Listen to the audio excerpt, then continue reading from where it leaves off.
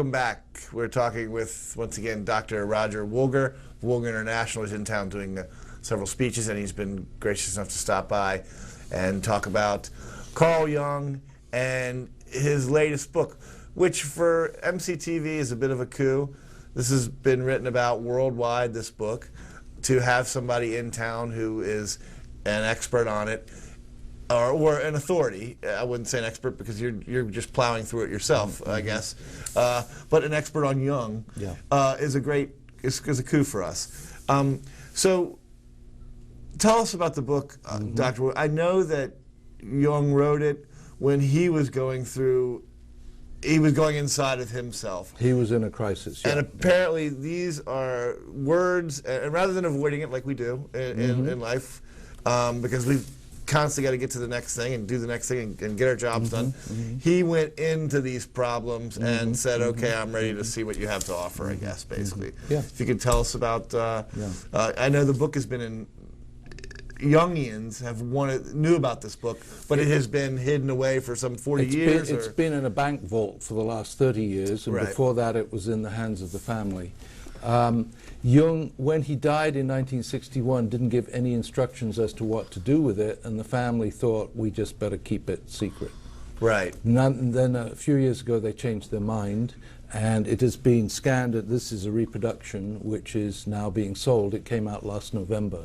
It's very recent, and Jungian scholars all over the world, myself included, are reading it, because this is absolutely new material that we've heard about, we've suspected, but nobody knew the extent of it till just recently.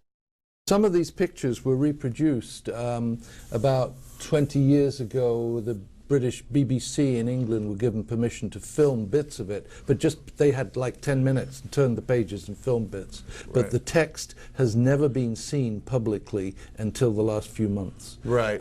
So it's one of the most influential unpublished books in the history of psychology, someone put it.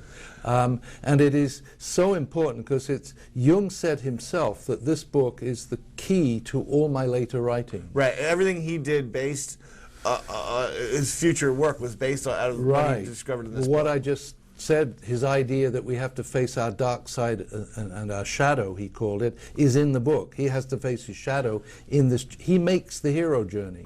He meets his feminine self, and very importantly, he meets his teacher.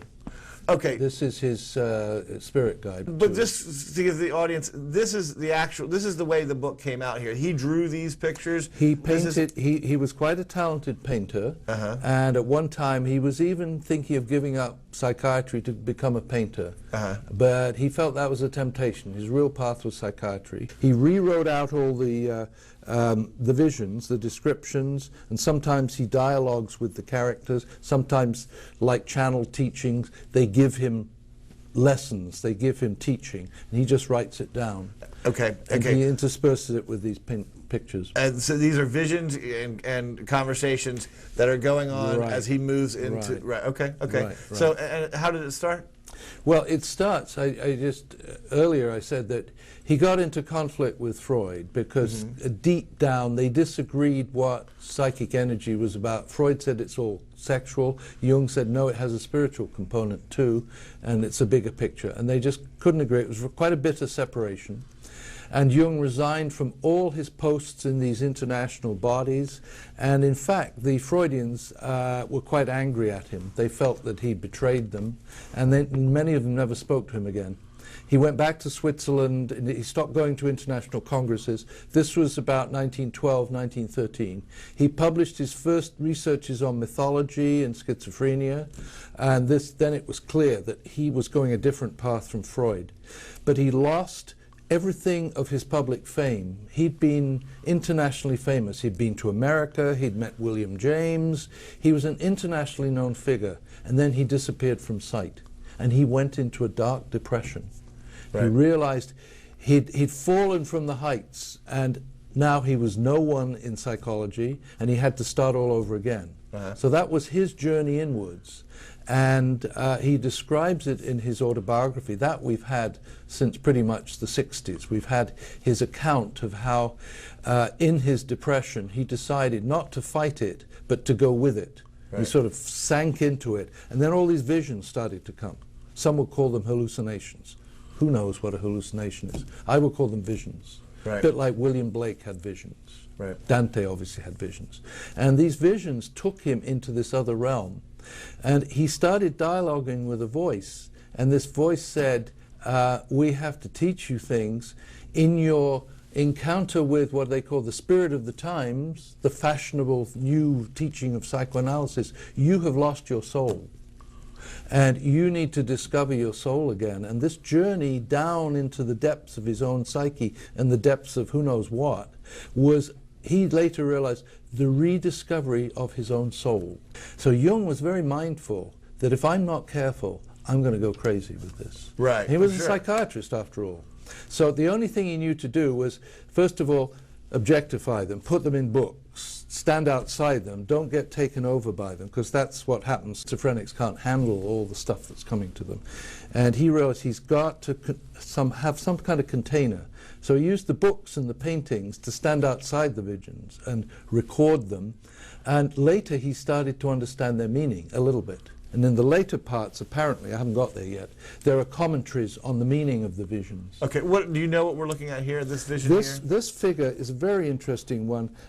This one appeared to him one day, a winged figure, a wise old man, and Jung associates it with early Christian Gnosticism. He actually, the name Basilides comes up in his first writings as probably a Gnostic teacher who has sent this figure. He calls this Philemon, this figure Philemon, and he calls him later the wise old man archetype. He said we all have a wise old man or a wise old woman in us somewhere. We project it onto gurus, we project it onto Buddha, Jesus, but it's in us. It's an inner archetype. And he had long conversations with Philemon. Philemon, he said, taught him most of what he understands about this vast inner world. And he's struggling with themes of good and evil, dark and light, the spiritual side and the monstrous side. And the monstrous side comes in the form of a serpent. A snake appears. And he has to live with this snake. And slowly, over time, he comes to terms with what the serpent is all about. And actually, he has to go down to the lair where the serpent lives, this huge, massive serpent, and steal its treasure. And he realized this is what the hero journey is about. And he later realizes that the treasure he's rediscovered, and it takes him years to sort this out. I'm giving a summary of a lifetime's work. He later realizes that this treasure that he's rediscovered is the spiritual sexual energy that is buried in the earth. That we Western Christian civilized people have become so dissociated from the earth, we've lost our deeper power. And he realizes this goes against what science teaches, and he finally went in later, to understand these visions, he turned to medieval alchemy. And he thought the alchemists were looking for the same thing, the spirit in nature, the nature energy, which is within us all. But it came to him in these extraordinary symbols, first of all, which he didn't understand. And slowly he dialogues with them and integrates